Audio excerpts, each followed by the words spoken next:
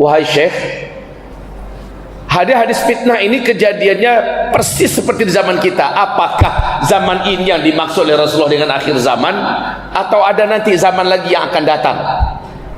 Maka jawaban beliau adalah, laula zamanuna nahnu hadza famata. Kalau bukan zaman ini, maka zaman yang mana lagi?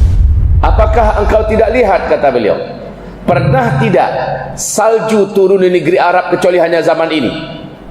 Kedua, pernahkah engkau perhatikan yang dimaksud oleh Nabi bila datang zaman di mana Arab menjadi kaya raya, berarti pertanda antara engkau dengan kiamat sudah sangat dekat, kecuali zaman ini. Di zaman inilah orang Arab kaya.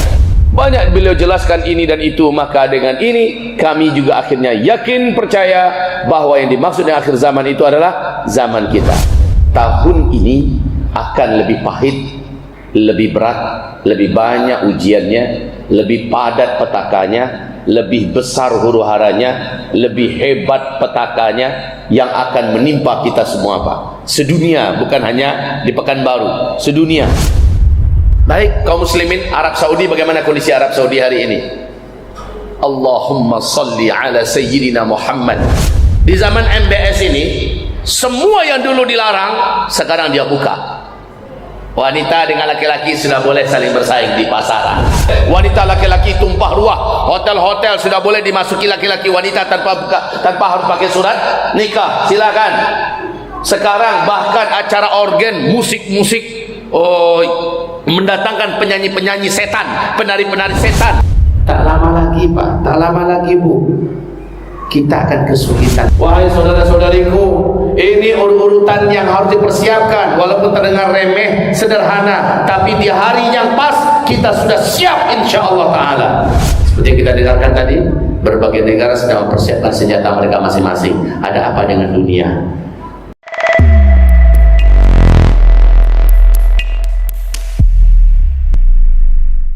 Bismillahirrahmanirrahim.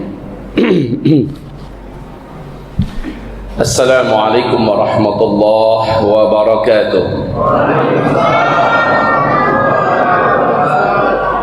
Alhamdulillah wassalatu wassalamu ala Rasulillah sallallahu alaihi wasallam. La haula wa la quwwata illa billah. Allahumma la sahla illa ma ja'altahu sahla wa anta taj'alul hazana idza syi'ta sahla. Rabbana shrah lana sudurana wa yassir lana umurana wahlul 'uqdatam min lisanina yafqahu qawlana. Allahumma arinal haqqa haqqan warzuqna ittiba'ah wa arinal batila batilan warzuqna ijtinabah. Amin. Ibarallah, isma'u qawlahu subhanahu wa ta'ala, ya ayyuhalladzina amanu taqullaha wa qulu qawlan sadida yuslih lakum a'malakum wa yaghfir lakum dhunubakum wa man yuti'illaha wa rasulahu faqad faza fawzan 'azima. Allahumma arhamna bil Qur'ani wa sadaqallahul 'azim. Wa qala an-nabiy sallallahu alaihi wasallam, fa inna asdaqal hadits kitabullah wa khairal hadi hadi Muhammad sallallahu alaihi wasallam wa syarrul umuri muhdatsatuha wa kullu muhdatsatin bid'ah wa kullu bid'atin dhalalah wa kullu dhalalatin finnar. Amma ba'du, ma'asyiral muslimin wal muslimat. Segala pujian dan syukur hanyalah untuk Allah Rabb yang kita sembah. Tidak ada ilah baginya. Salawat dan salam kita untuk Habibillah Muhammad Rasulullah sallallahu alaihi wasallam. Tema yang dimintakan kepada kita untuk disampaikan di malam hari ini, terus terang saya katakan tema yang berat. Kedengarannya mudah, yaitu persiapan pemuda di akhir zaman. Saya katakan ini bukan tema yang gampang, karena ketika meminta sesuatu berkaitan dengan pemuda di akhir zaman, maka apalagi persiapan ya, maka jawabannya sangat tidak mungkin untuk disampaikan secara terbuka seperti ini. Tetapi saya akan menjawab secara umum saja dulu, Semoga yang lain bermanfaat, karena yang mendengar bukan anak muda semua, banyak juga yang bapak-bapak, banyak juga yang mak-mak, ya. Jadi jika demikian adanya, maka saya akan mencoba mengambil jalur pertengahan di mana mak-mak, bapak-bapak pun bisa melakukan persiapan, sebagaimana anak-anak remaja dan anak-anak muda juga dapat mengambil pedoman dari apa-apa yang akan kita sampaikan berikut ini. Baik, kita langsung to the point saja. Persiapan yang harus dipersiapkan oleh anak muda, pemuda khususnya, dan kita semua orang-orang yang sudah di atas umur 40 tahun adalah berikut ini. Satu, ya sebentar Bapak Ibu, ini saya menyampaikan tentang akhir zaman. Semua ada dengar kajian akhir zaman belum nih ya? Hah? Yang udah ya udah, yang belum berarti belum. Selintas saya katakan, saya ingatkan bahwa saya pernah bermulazamah dengan seorang syekh ahli hadis dunia bernama Syekh Musa'id bin Bashir Ali Al-Husaini Al-Sudani dari Sudan pada tahun 2012. Saat itu usia beliau baru 64 tahun. Beliau adalah satu di antara ulama ahli hadis terkenal, 40 ulama ahli hadis yang paling terkenal di dunia, salah satunya adalah beliau. Kami menamatkan kitab Fathul Bari, syarah sahih Imam Al-Bukhari bersama beliau dari A sampai Z, mulai dari subuh sampai jam 10 malam. Istirahat kami hanya sholat dan makan. Kalau bahasa orang Padang, sampai baraso iku. Saking lamanya duduk di depan syekh ini, kami menghabiskan waktu 2 bulan full tanpa istirahat. Dalam artian tidak ada waktu hari libur, subuh sampai jam 10 malam. Dari 250 peserta seluruh Indonesia, para da'i, ulama-ulama dan ustaz-ustaz yang hadir, berakhir hanya tersisa lebih kurang 35 orang, berguguran banyak. Alhamdulillah saya termasuk yang mampu bertahan sampai akhir. Ketika topik kami masuk ke dalam kitab Ahadithul Fitan, hadis-hadis fitnah di akhir zaman, saya bertanya kepada beliau, karena hadis-hadis yang menceritakan tentang kondisi-kondisi akhir zaman nanti begini dari Rasulullah, hampir-hampir kita temukan yang disampaikan dalam hadis-hadis itu ada di zaman ini. Maka kita beranikan diri bertanya pada Syekh, ya Syekh, hadhil ahadith, hadithul fitan fi hadzal kitab min hadzal bab ka'annaha waqi'ah fi zamanina hadha, hal sahih anna hadhil ahadith taqa'u fi zamanina am fi zamanil akhar allati sayati. Artinya adalah Syekh, hadis-hadis yang sekarang kita bedah, ada hadis dari kitab Al-Fitan ini sepertinya banyak kejadian di zaman kita.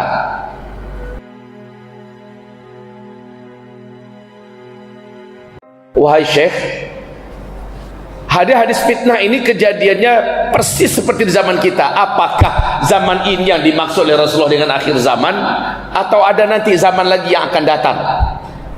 Maka jawaban beliau adalah, laula zamanuna nahnu hadza famata. Kalau bukan zaman ini, maka zaman yang mana lagi? Kalau bukan sekarang, maka akhir zaman yang mana lagi? Inilah akhir zaman, kata beliau.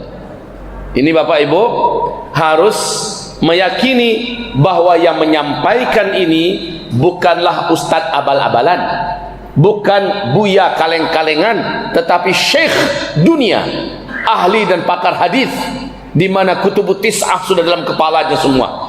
Syarah dari berbagai macam kitab, dari berbagai macam turas, seluruhnya dalam kepalanya, dan dia mampu mengungkapkan dengan terang benderang. Dan beliau mengatakan, inilah zaman yang disebut dengan akhir zaman. Apakah engkau tidak lihat, kata beliau, pernah tidak salju turun di negeri Arab kecuali hanya zaman ini? Kedua, pernahkah engkau perhatikan yang dimaksud oleh Nabi bila datang zaman di mana Arab menjadi kaya raya, lalu mereka saling berlomba-lomba membangun gedung-gedung yang tinggi pencakar langit? Berarti pertanda antara engkau dengan kiamat sudah sangat dekat. Kecuali zaman ini, di zaman inilah orang Arab kaya, di zaman inilah Arab berlomba-lomba membangun gedung-gedung yang tinggi-tinggi. Banyak beliau jelaskan ini dan itu. Maka dengan ini kami juga akhirnya yakin, percaya bahwa yang dimaksud dengan akhir zaman itu adalah zaman kita. Hanya saja beliau memberikan rambu-rambu, tapi tidak boleh menentukan waktu, tanggal, bulan, tahun. Ini bukan urusan kita. Tugas kita hanya mempelajari tanda-tanda yang disebutkan dalam hadis, lalu melihat apa yang sedang terjadi. Hanya itu tugas kita. Baik, jika demikian, apa yang akan terjadi di akhir zaman dan apa kaitannya dengan pemuda? Di akhir zaman Rasul mengatakan, ini pahit Pak ya, tahun ini akan lebih pahit, lebih berat, lebih banyak ujiannya, lebih padat petakanya, lebih besar huru-haranya, lebih hebat petakanya yang akan menimpa kita semua Pak. Sedunia, bukan hanya di Pekanbaru, sedunia. Sebagaimana globalnya pandemi COVID-19, sedunia kena. 200 negara yang dihantam oleh pandemi COVID-19. Maka petaka-petaka besar akan lebih besar, lebih banyak, lebih berat. Ustaz, dari mana Ustaz mengambil kata-kata itu? Pedoman Ustaz dari mana? Jawaban saya sederhana saja. Wahai Bapak Ibu, tolong dijawab. Jawab nanti serentak. Menurut Bapak Ibu semua, secara ekonomi, secara keuangan, secara finansial, hitungan global, mana yang lebih berat? Perekonomian sekarang atau 10-20 tahun yang lalu? Mana yang lebih berat Bapak Ibu? Sekarang. Sepakat ya? Sepakat? Yang kedua, coba jawab. Menurut Bapak Ibu semua, dalam hal perkembangan kesehatan, mana yang lebih berat umat zaman sekarang menghadapi kondisi kesehatan global atau 10-20 tahun yang lalu? Mana yang lebih berat? Berbagai negara akhirnya tumbang. Tidak terkira nyawa yang sudah melayang meregang. Dan ini belum apa-apa. Kalau saya mengatakan ini belum apa-apa. Oke, kita sepakat sekarang lebih berat ya. Yang ketiga, tolong dijawab. Mana lebih berat? Kondisi politik sekarang, baik di Indonesia ataupun dalam skala internasional, sekarang yang lebih berat atau 10, 20, 30 tahun yang lalu? Mana yang lebih berat? Sepakat semuanya. Yang keempat, tolong jawab. Secara moral, secara moral anak-anak bangsa, anak-anak muda sekarang ya, mana yang lebih parah akhlak, adab, moral anak sekarang atau anak 10, 20, 30 tahun yang lalu? Silakan jawab. Sekarang. Secara kualitas pendidikan, dunia pendidikan, mana yang lebih berat ujiannya? Sekarang atau 10, 20, 30 tahun yang lalu? Coba jawab. Secara kondisi alam, bencana, musibah, petaka, mana yang lebih banyak? Sekarang atau beberapa puluh tahun yang lalu? Sudah sepakat kita semua. Berarti kondisi yang ada lebih berat daripada sebelumnya. Betul? Baik kaum muslimin. Kalau begitu, kenapa saya berani mengatakan bahwa kita ke depan akan menghadapi yang lebih berat daripada ini? Jawabannya dari hadis Nabi Muhammad sallallahu alaihi wasallam. Ketika Nabi sallallahu alaihi wasallam berkata, "Isbiru, kamu wajib bersabar. Fa innahu la ya'ti 'alan nasi zamanun." Sesungguhnya tidaklah nanti datang kepada kalian di akhir zaman orang-orang yang hidup pada masa itu, kata Rasulullah, hari-hari yang sedang dijalaninya lebih berat daripada yang telah dilalui dulu. Dan hari-hari yang nanti akan dihadapinya, yang akan disongsong di jelangnya, akan lebih berat dari hari-hari yang sedang dia jalani saat itu. Sampai kapan itu? Hatta talqaw rabbakum. Sampai kalian semua meninggal dunia, berjumpa dengan Allah Rabb kalian. Artinya ini akan berlangsung panjang. Berarti ke depan ujian yang akan Allah berikan kepada kita bergerak waktu ke depan makin berat daripada sebelumnya. Itu kuncinya Pak. Itu kuncinya. Lihat saja Pilpres 2019 dibandingkan Pilpres 2014, hancur minta ampun Pilpres 2019. Pilpres 2014 dibandingkan Pilpres 2009, lebih parah 2014, betul tidak? Begitulah seterusnya. 2024 nanti bagaimana? Entahlah, Allahu a'lam. Tapi yang pasti ke depan lebih berat dari sebelumnya. Sekarang secara global saya berikan gambaran umum dulu. Dan ini sesuai dengan hadis-hadis Nabi sallallahu alaihi wasallam. Agar saya pas menyebutkan nanti apa persiapan anak muda. Apa persiapan kita semua. Saudaraku, setelah COVID-19 ini COVID-19 ini baru menguak ke permukaan setelah Presiden Republik Rakyat Tiongkok Xi Jinping dengan pongah dan sombong, dengan angkuh dan penuh takabur berani berkata dalam acara nasional ketika parade militernya dipertontonkan, ketika persenjataan hebatnya dikasih unjuk, ketika parade pesawat tempurnya semuanya diperlihatkan. Lalu apa katanya? Tidak ada satupun kekuatan yang mampu mengguncang Cina. Hari ini tidak ada satupun kekuatan yang mampu mengguncang Cina. Sombongnya luar biasa. Langsung Allah kirimkan bala tentara kecil-kecil tak nampak, namanya COVID-19. Tak kantuk-kantuk sampai jamban dalam Sarawak. Berserak-serak langkahnya, Pak. Tidak sampai di situ. Dunia, negara-negara di dunia serentak menuntut Cina sekarang ini, menuntut ganti rugi karena mereka menutup-nutupi kasus COVID-19 ini dari awal, dan ini menyebabkan terjadinya pandemi global. Kerugian tiap-tiap negara tidak mampu dikira, dan tiap-tiap negara sekarang sudah menuntut kepada Cina ganti rugi. Dari mana dia akan bayar?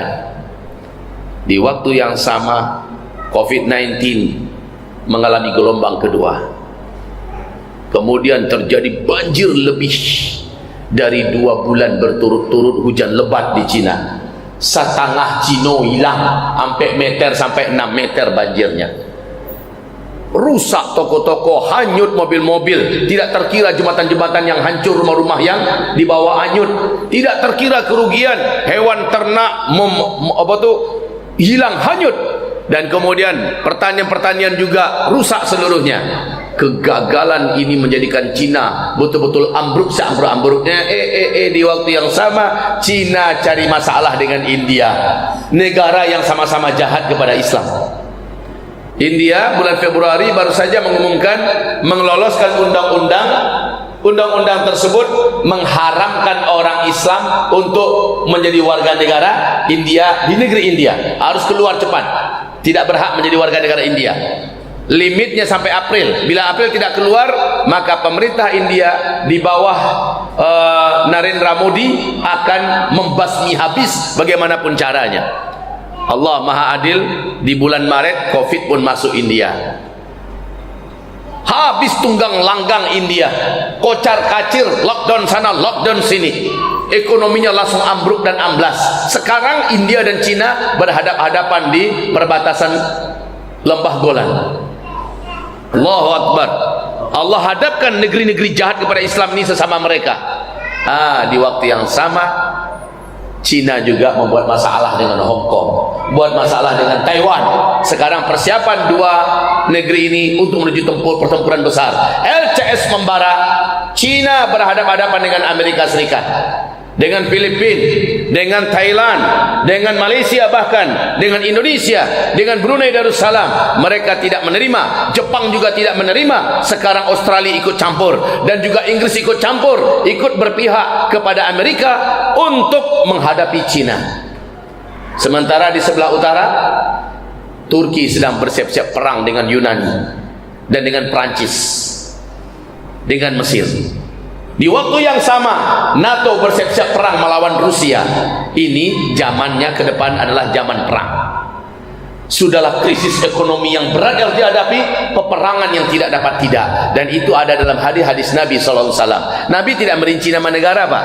Nabi tidak merinci kejadiannya apa, lika-liku kejadiannya apa. Nabi hanya mengatakan pada masa itu sangat banyak terjadi pertumpahan darah, sangat banyak terjadi pembantaian, sangat banyak terjadi pembunuhan dan peperangan. Pada masa itu kelaparan merata di mana-mana. Pada masa itu kata Rasulullah, uang kertas menjadi tidak ada nilai dan harganya, dan saat itu kalian kembali menggunakan emas. Sekarang emas coba lihat harganya melejit. 3 tahun yang lalu saya sudah peringatkan umat, di mana saya ceramah se-Indonesia. Di YouTube masih ada ceramah-ceramah saya itu. Bahkan di TV One 2015 saya pernah sampaikan bersama dengan Safi Antonio agar kita mulailah menabung dalam bentuk emas, karena ada isyarat Rasulullah ke situ. Sekarang harga emas sudah selangit, Pak. Oke, apa yang kami sampaikan terjadi, tapi ke depan intinya lebih berat. Kalau begitu, persiapan kami ini apa, Ustaz? Kalau iya bencana-bencana alam sangat besar ke depan yang harus kami hadapi. Kalau iya peperangan di mana-mana terjadi, apalagi sekarang Bapak tahu, dalam kondisi ekonomi yang begini berat, Menhan, Menteri Pertahanan Republik Indonesia Prabowo konsentrasi memperkuat alutsista TNI kita. Ada apa? Ada apa? Saya yakin Bapak Ibu bisa membaca kondisi keadaan LCS, di mana sang pongah dan congkak RRT di bawah Xi Jinping mengklaim bahwa 85% laut Cina Selatan itu adalah milik Cina. Padahal setiap negara hanya punya wilayah teritorialnya dan tepian pantai hanya 12 mil, sementara Cina mengklaim 1200 mil itu milik dia semua, termasuk laut Natuna kita. Ya, ini tidak diterima oleh Republik Indonesia. Brunei juga menolak, menentang. Malaysia juga demikian. Akhirnya mau tidak mau Indonesia dipaksa oleh keadaan di bawah pimpinan Bapak Prabowo Subianto untuk memperkuat alutsistanya dan meregenerasi ulang, merecovery ulang seluruh peralatan militer yang sudah out of order. Sekarang beli dengan harga yang luar biasa, beli dari Rusia, beli dari Cina, beli dari Amerika, beli. Persiapan menuju penguatan Indonesia, karena memang tidak bisa tidak. Prabowo sudah membaca ke depan, sepertinya sulit untuk bisa mengelak dari harus mempersiapkan perlindungan yang total. Bisa jadi dunia akan menghadapi perang dunia ketiga. Dan apa persiapan Indonesia? Apa persiapan Indonesia? Baik, kaum muslimin Arab Saudi, bagaimana kondisi Arab Saudi hari ini? Allahumma salli ala sayyidina Muhammad. Sampai hari ini merintih, menangis kita melihat kondisi Arab Saudi. Haji kemarin itu haji cak-cakan itu, hanya 10.000 orang yang bisa berangkat haji sedunia. Itu sudah sama dengan artinya terhalang melaksanakan ibadah haji dan umrah. Dan inilah tahun-tahun yang dimaksud oleh Nabi SAW. Nanti di akhir zaman akan ada tahun-tahun di mana umatku terhalang melaksanakan ibadah haji dan umrah. Dan itu kejadian sekarang. Pada masa itu kata Rasulullah, kalian akan kembali mengikuti orang-orang sebelum kalian, sejengkal demi sejengkal, sehasta demi sehasta. Walaupun kalian melihat mereka memasuki lubang biawak, kalian ikut-ikutan memasuki lubang biawak. Itu artinya apa? Umat Islam penguasa Mekah Madinah itu nanti akan mengikuti budaya Yahudi dan Nasrani, sebodoh-bodohnya mengikuti. Walaupun udah nggak masuk akal, kalian akan tetap ikut. Sekarang betul Pak, di zaman MBS anak muda bocor lebih kok. Di zaman MBS ini semua yang dulu dilarang sekarang dia buka. Wanita dengan laki-laki sudah boleh saling bersaing di pasaran, sudah boleh ada di kasir-kasir, menjaga hotel, menjaga toko, sudah boleh bawa mobil sendiri, sudah boleh jadi sopir. Sekarang bioskop-bioskop 200-an bioskop lebih dibuka di kota-kota besar, bioskop-bioskop mewah dan canggih. Sekarang acara sepak bola, pertandingan segala macamnya sudah boleh wanita laki-laki tumpah ruah. Hotel-hotel sudah boleh dimasuki laki-laki wanita tanpa harus pakai surat nikah, silakan. Sekarang bahkan acara organ, musik-musik, mendatangkan penyanyi-penyanyi setan, penari-penari setan, penari-penari India, K-pop dari Korea didatangkan. Bahkan acara gulat MMA wanita kelas dunia yang hanya dengan segitiga bermuda saja dengan kacamata bertarung di depan puluhan ribu mata, itu disaksikan di Arab Saudi. Innalillahi wa inna ilaihi. Ini di zaman si bocor MS kok. Dan sekarang lihat dampaknya apa yang terjadi Pak. Apa yang dapat terjadi? Mereka sudah berbunuh-bunuhan sesama keluarga kerajaan. 3 orang pangeran di bulan Juli sudah mati hanya dalam perkara-perkara perebutan kekuasaan. Sekarang kerebutan tidak terkira-kira terjadi di sana Pak. Kehancuran ekonomi juga dialami oleh Arab Saudi. Baru saja Uni Emirat Arab menobatkan Israel sebagai teman sejati, menyatakan menerima Israel dan eksistensinya. Sudanlah satu pulau kini. La ilaha illallah Memang begitu, sunnatullahnya begitu. Nanti sampai-sampai ketahuan siapa yang benar-benar akan bela Palestina, itulah dia mukmin haqqan di akhir zaman. Baik, semuanya ini digambarkan. Ke depan kondisi kita memang sangat heboh dunia ini. Siapa yang paling banyak berperan di depan? Anak muda. Anak muda. Allah berusia 50 tahun. Anak muda. Anak muda. Apa? 60 apa? Berapa tu? 55. Nabi Muhammad memulai perang Badar 54, anak muda.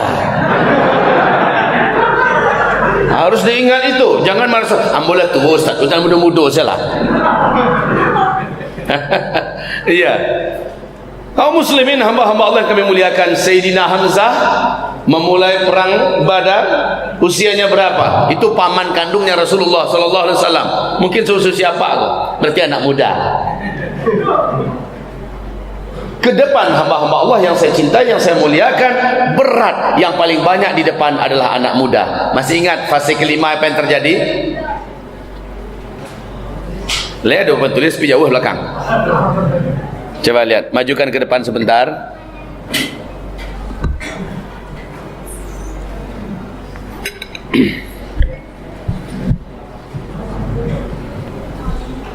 Di mana situ ya? Sepedanya 3 warna. Yap.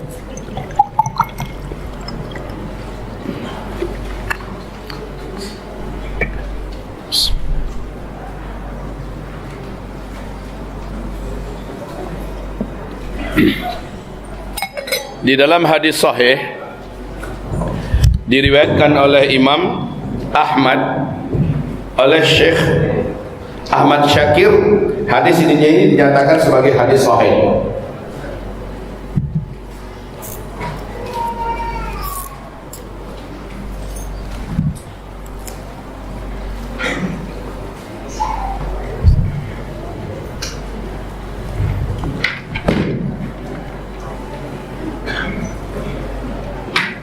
Lihat ini sebentar ya Bapak Ibu. Nabi mengatakan bahwa sejak beliau diutus sampai umat ini akan meninggal serentak, yaitu dalam peristiwa terjadinya tanda besar kiamat yang ke-7 serta umat Islam meninggal sedunia. Sejak beliau SAW diutus, Nabi mengatakan kalian semua akan mengalami 5 fase sejarah. Fase pertama, umat Islam dipimpin langsung oleh Nabi Muhammad SAW. Ini selama 23 tahun. Setelah itu kata Nabi, dilanjutkan oleh fase kedua. Kalian saya itu dipimpin oleh para sahabat-sahabat yang mendirikan sistem khilafah dengan cara Nabi Muhammad memimpin. Itu berlangsung selama 30 tahun. Fase ketiga kata Rasulullah, kalian akan menjalani kehidupan di bawah kepemimpinan para khalifah menggunakan sistem kerajaan. Nah ini paling lama, 1227 tahun. 1227 tahun. Fase ketiga ini telah tamat dan berakhir dengan runtuhnya khilafah Islamiyah Al-Utsmani pada tanggal 3 bulan Maret tahun 1924 ya. Fase ketiga ini berakhir. Kaum muslimin, fase pertama, kedua dan ketiga, Islam memimpin 2/3 dunia. Ini ya, 1, 2 dan 3 ini Islam memimpin 2/3 dunia. Fase keempat harusnya sama besar kotaknya, tapi karena ini zaman kita, saya zoom, saya buat lebih besar seperti ini. Ya, pada fase keempat ini Islam tidak sedang memimpin dunia. Ini terjadi kekosongan. Islam tidak sedang memimpin dunia. Kepemimpinan di muka bumi dipimpin oleh orang-orang muslim tetapi otaknya sekuler. Dipimpin oleh orang muslim tetapi akidahnya akidah sekuler. Ideologinya ideologi sekuler, sipilis, dan mereka memimpin dengan tangan besi. Diktator betul. Kepada umat Islam yang beriman mereka sangat jijik, mereka sangat benci, zalim. Maka ini disebut dengan fase kediktatoran.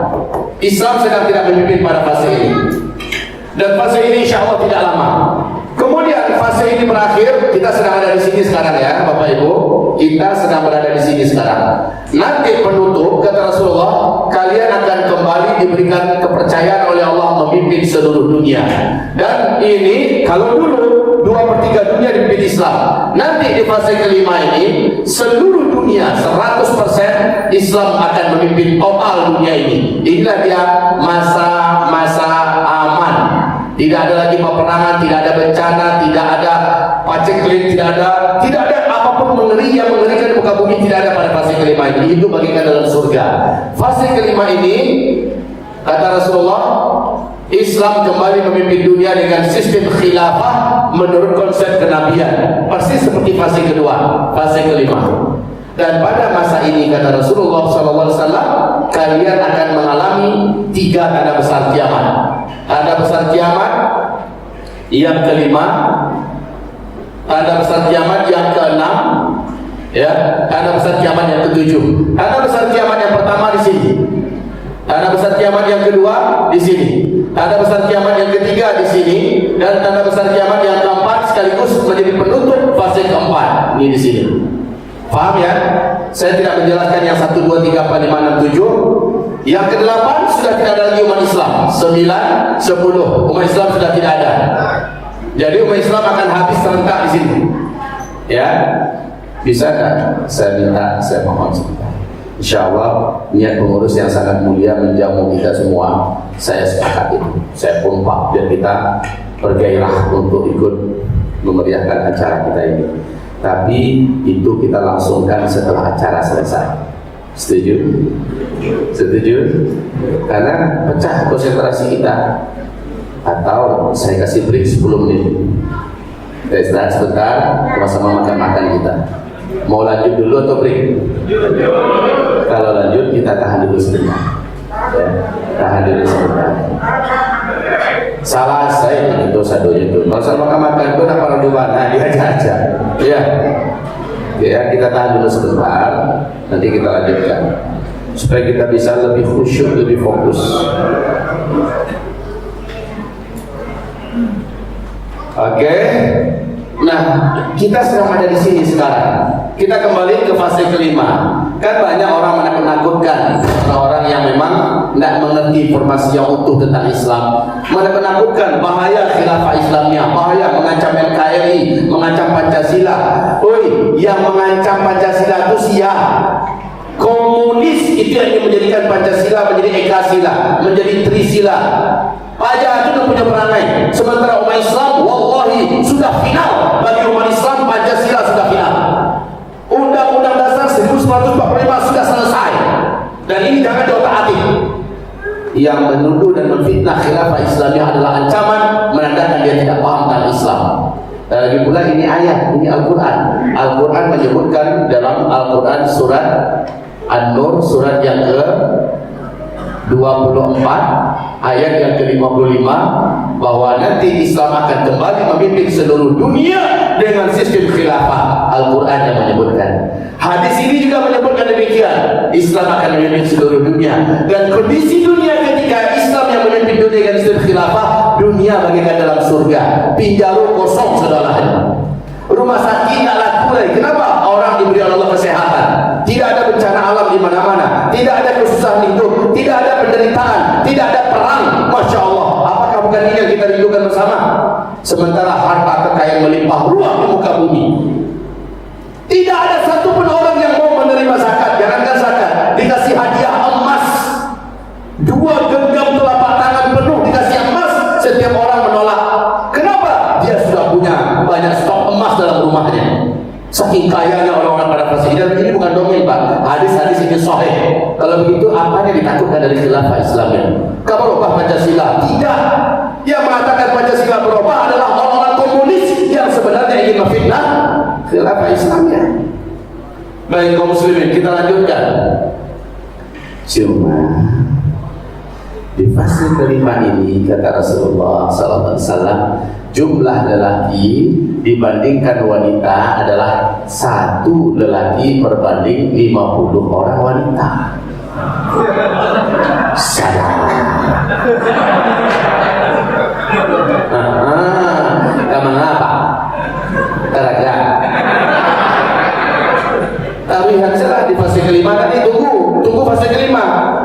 biasanya bapak-bapak sudah di alam barzakh.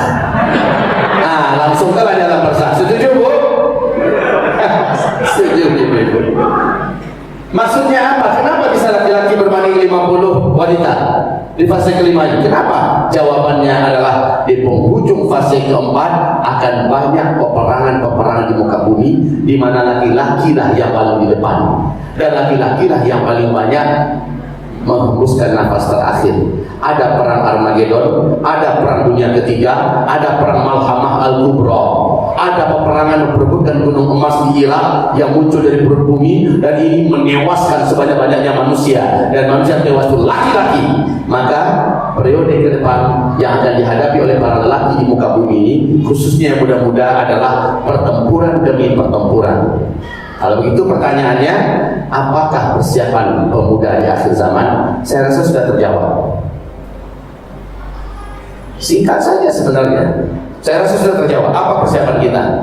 Setelah mendengarkan uraian singkat ini, kita sudah tahu kenapa laki-laki jumlahnya 1 berbanding 50. Jawabannya adalah para lelaki banyak diambil oleh Allah, dimatikan oleh Allah di penghujung fase keempat, dan kita sekarang sudah hampir di titik penghujung fase keempat. Sebentar lagi kita akan menghadapi tanda besar kiamat yang pertama, kedua, ketiga, keempat, lalu selesai dan masuklah fase kelima.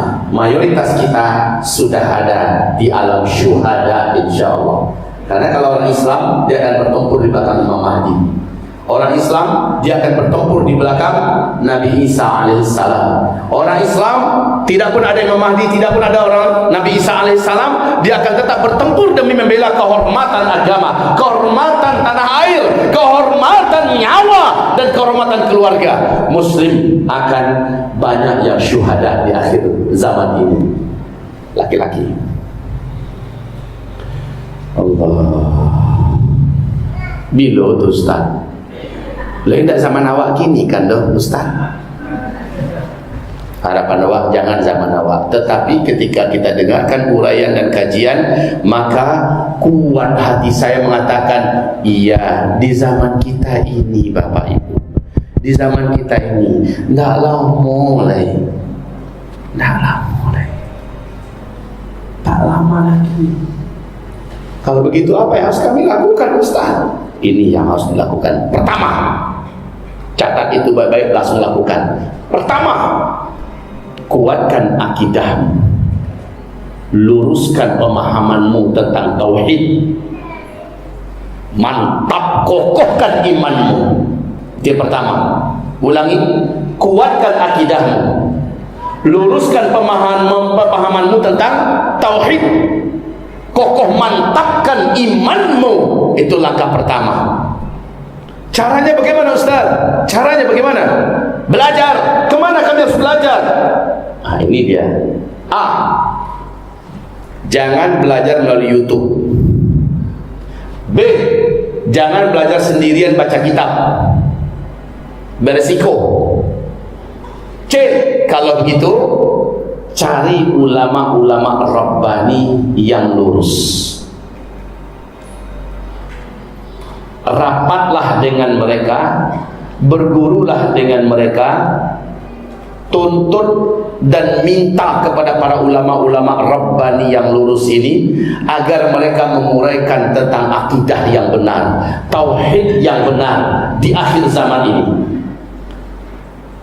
Biasanya mereka akan memulai memperkenalkan Allah kepada kita, lalu menguraikan tentang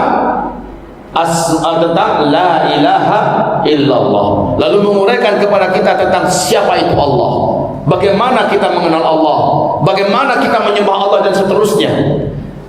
Ulama macam ini selalu ada di setiap zaman, selalu ada di setiap negeri. Jangan dikatakan di Pekanbaru tidak ada. Ada. Ciri khas ulamanya bagaimana? Dijawab oleh Imam Syafi'i. Di akhir zaman, ulama yang harus kamu ikuti, ulama yang harus kamu dengar, ulama yang harus kamu patuhi, ulama yang harus kamu akrab dengannya adalah ulama yang paling dibenci oleh orang-orang kafir, oleh orang-orang munafik. Baik orang munafik yang berkuasa ataupun ulama-ulama munafik yang lain sangat benci dari ulama ini. Cirinya bagaimana, wahai syekh, wahai imam, kata murid-murid kepada Imam Syafi'i, cirinya adalah ujung-ujung tombak fitnah paling banyak dihantamkan kepadanya. Ujung-ujung tombak fitnah paling banyak ditujukan kepadanya. Itulah ulama yang harus kami ikuti. Ya, saya yakin Bapak Ibu sudah bisa menjawab siapa ulama ini. Paling pucuk tertingginya adalah Habibuna Habib Rizik Syihab. Tapi yang di bawah beliau bukan sedikit di Indonesia ini. Di setiap provinsi ada, di setiap kota alhamdulillah ada. Rapatlah dengan mereka, duduklah dengan mereka, simak ilmu mereka, taati mereka, lindungi mereka hatta walau dengan nyawa kita sendiri. Tuntut mereka agar mengajarkan kita akidah yang benar, tauhid yang benar. Ini solusi pertama, Pak. Jadi kalau ditanyakan persiapannya apa?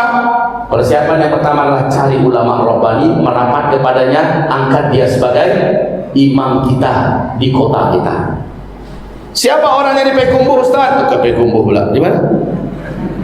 Ambo dia tinggal di Pekumbuh atau sampai Pekumbuh? Siapa orangnya di Pekanbaru, Ustaz? Masya Allah, nggak usah tanya saya lah. Saya yakin Bapak Ibu sudah tahu siapa-siapa ulama yang lurus di sini.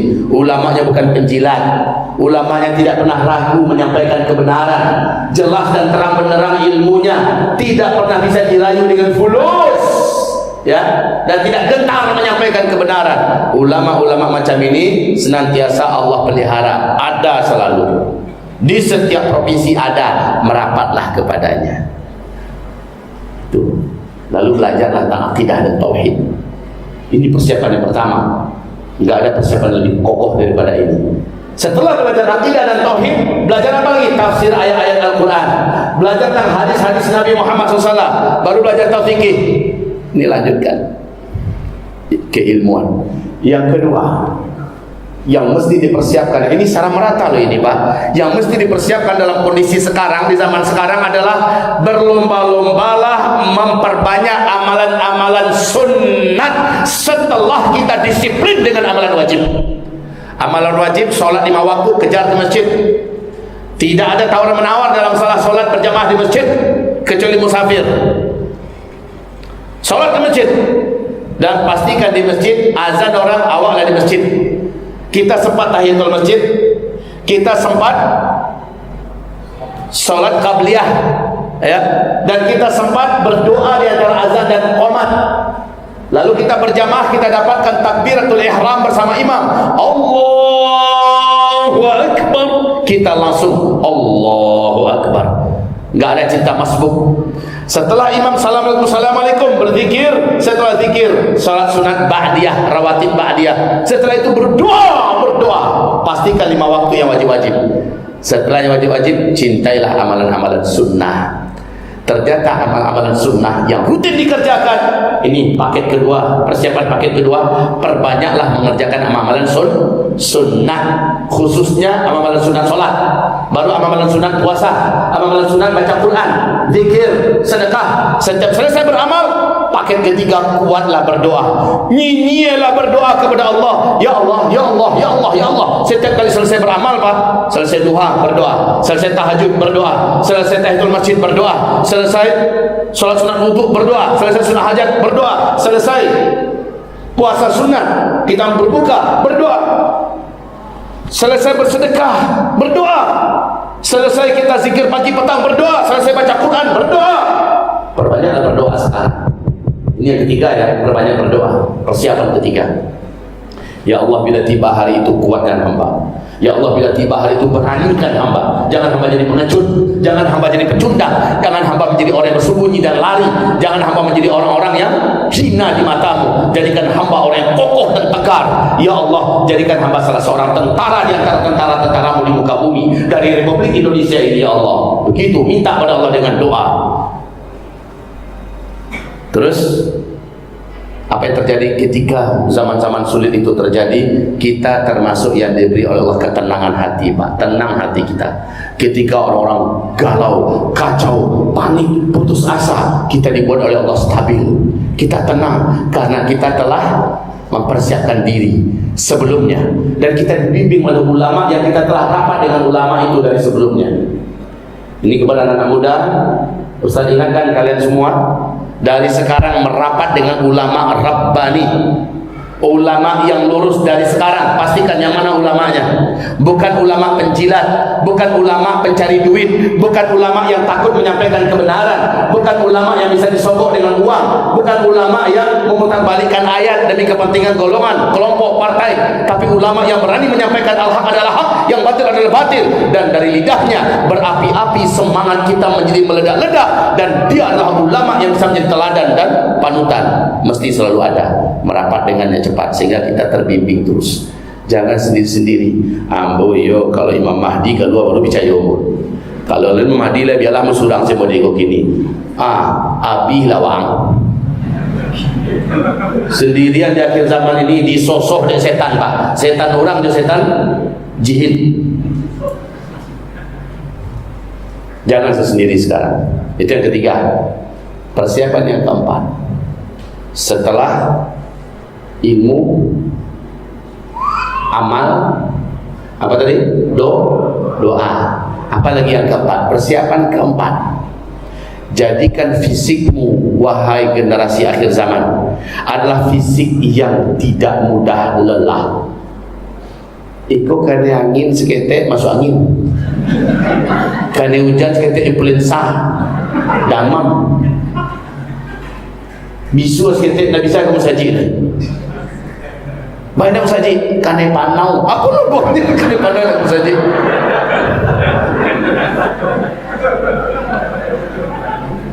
Jarak rumahnya dari saji 75 meternya. Abang undang tu. Kenapa tak jalan? Astagfirullah. Jalanlah.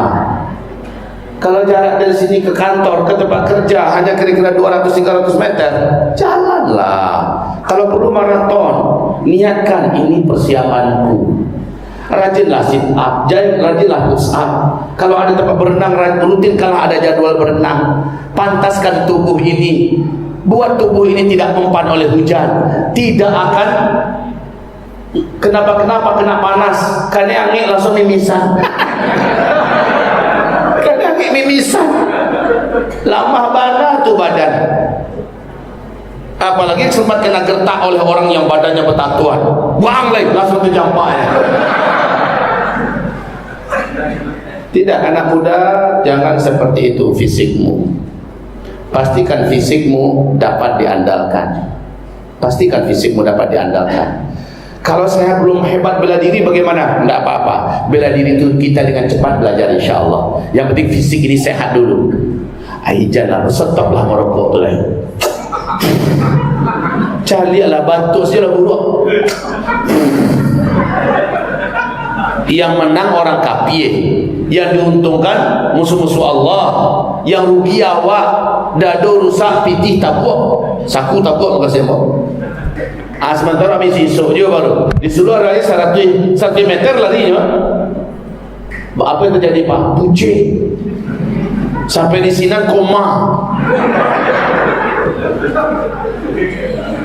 Tidak pantas. Belajarlah kita dengan Bapak Mahathir Muhammad. Barang umurnya gini Pak, 94 tahun. Tahu tak Bapak Ibu? Dalam 94 tahun itu nampak tak jalannya membungkuk?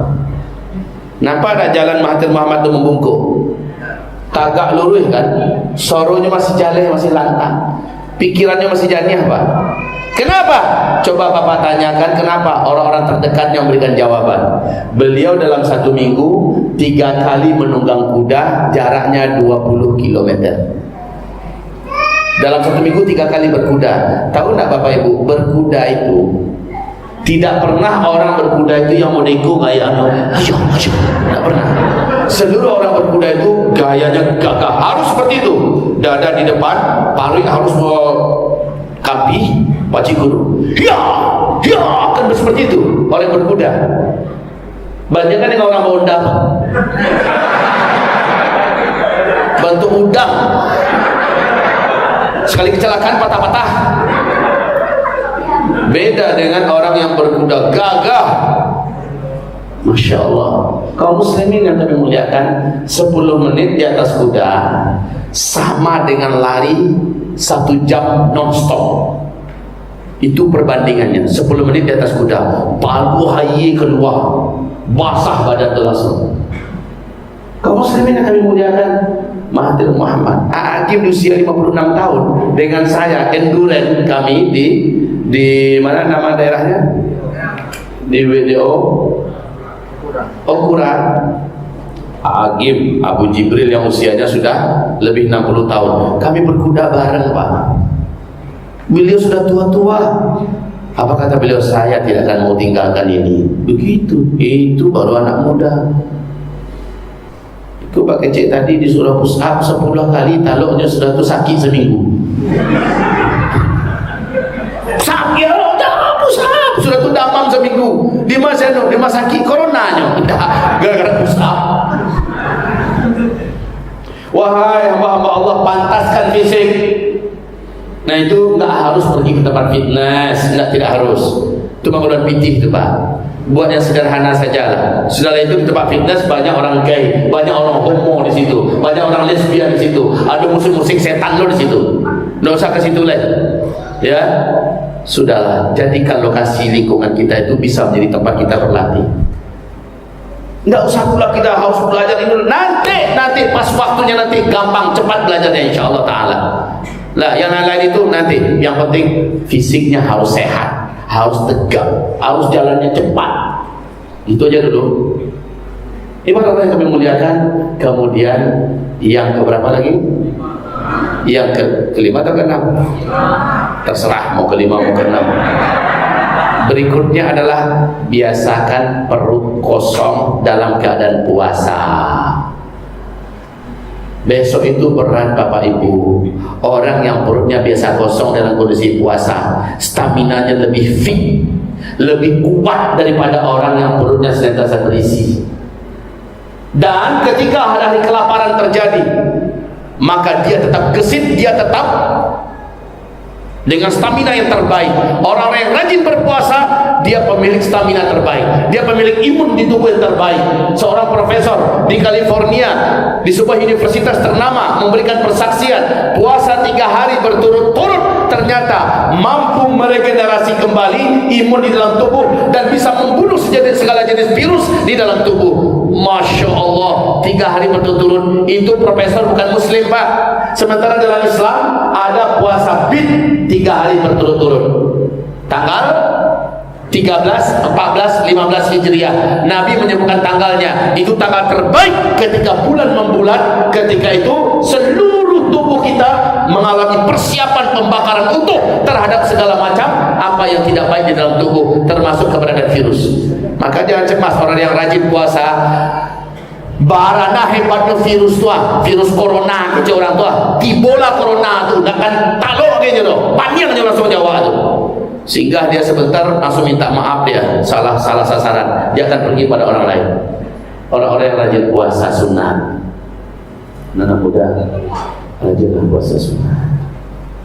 Anak muda, Senin Kamis. Lihat hasilnya. Engkau akan menjadi pemilik tubuh yang tersehat. Imunmu, darah putihmu akan terkuat insyaallah Ta'ala. Ya, baik, ini urutan. Setelah itu yang ke-6. Yang ke-6 adalah dari sekarang, wahai seluruh generasi umat di akhir zaman, biasakan hidup dengan ala kadarnya, menyatu dengan alam. Menyatu dengan alam. Biasakan makan ubi jalan, biasakan memakan daun-daunan yang boleh dimakan, biasakan kita kembali makan pisang, ya, yang alam-alam lah semuanya. Tak lama lagi Pak, tak lama lagi Bu, kita akan kesulitan mendapatkan padi, mendapatkan beras. Saat itu kita bisa makan apa saja. Makan jagung, oke. Makan ubi boleh, makan tahu alhamdulillah, makan pisang mantap.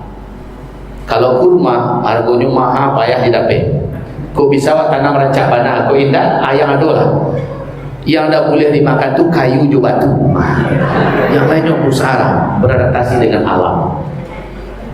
Ini anak muda, ini persiapan yang tidak dapat tidak lakukanlah. Wallahi antum akan paham nanti 3, 5, 6, 7 bulan yang akan datang. Antum akan paham yang dikatakan oleh Usma dulu benar. Alhamdulillah saya sudah mulai mempersiapkan diri sehingga tidak kaget lagi. Alhamdulillah saya sudah terbiasa menyusahkan diri, dalam artian tidak manja dengan panas matahari. Masa iya laki-laki jalan keluar pakai payung dan matahari? Cemen dalam motor ini AC. Pakai Honda. Oh iya. Selagi masih bisa dengan sepeda, kenapa harus pakai Honda? Selagi bisa jalan kaki, kenapa harus berkendaraan? Kan begitu intinya. Usahakan itu dengan niat mempersiapkan diri. Gitu. Nggak usah pula sesumbar ke sana kemari. Oi, saya persiapan. Oi, nggak usah. Antuk saja. Saya persiapan waang dalang orang banyak orang.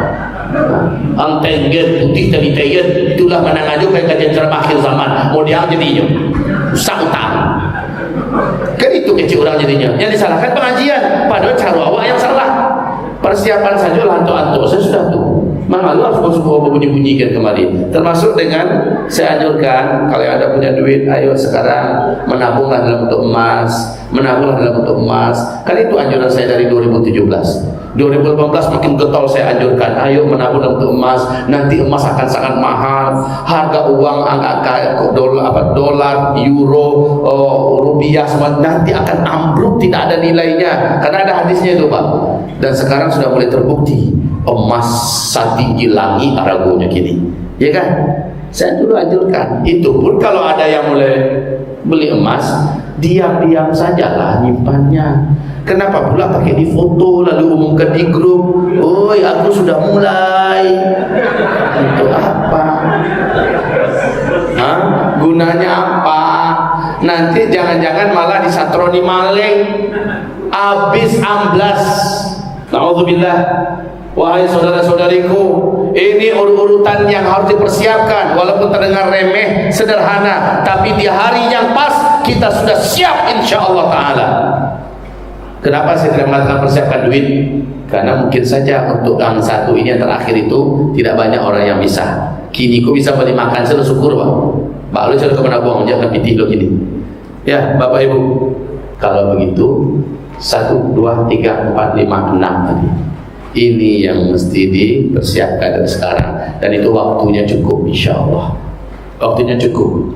Kalau ternyata Mardigu mengatakan bisa jadi November nanti Amerika membatalkan pemilihan presiden di negaranya dengan alasan negara sedang darurat perang, maka berarti saat itu mungkin saja perang sudah terjadi di mana-mana. Ketika perang sudah terjadi di mana-mana, berdampak kepada Indonesia. Seperti yang kita dengarkan tadi, berbagai negara sedang mempersiapkan senjata mereka masing-masing. Ada apa dengan dunia? Ada apa dengan dunia? Dua negara yang cukup terkuat di dunia, China dengan Amerika, sudah berhadapan-hadapan. Mereka sudah saling mengusir diplomatnya masing-masing. Mereka sudah menutup kantor kedutaan mereka masing-masing. Ya, bahkan China sudah berani menurunkan bendera Amerika Serikat di kedutaannya di Tiongkok. Masya Allah, ini sudah jelas Pak. Antara Rusia dengan Amerika, Rusia dengan NATO, maka gerbang menuju perang dunia ketiga sepertinya semakin dekat. Apa peranan kita anak muda? Jangan bergerak kecuali dengan komando ulama. Camkan itu baik-baik. Jangan bergerak kecuali dengan komando ulama. Dengan itu kita tetap terbimbing. Jangan bergerak kecuali ada komandonya. Maju, maju kita. Stop, tahan diri dulu, tahan. Itu baru langkah yang bijaksana di akhir zaman.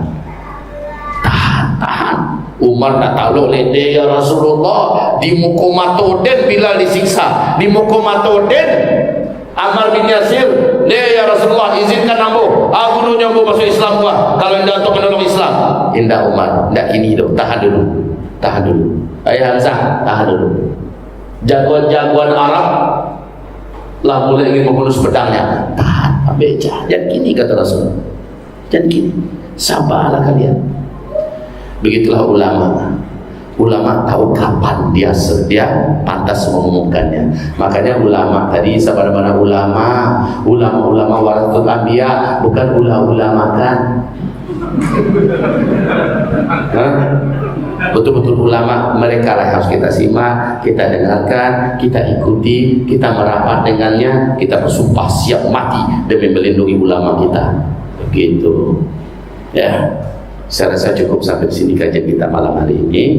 Ya, kalaupun sebentar terasa, memang harus begitu biar penasaran, nanti nyambung lagi. Silakan kalau ada pertanyaan, saya buka ruang tanya jawab. Kalau tidak ada, kita cukupkan sampai di sini. Ada pertanyaan?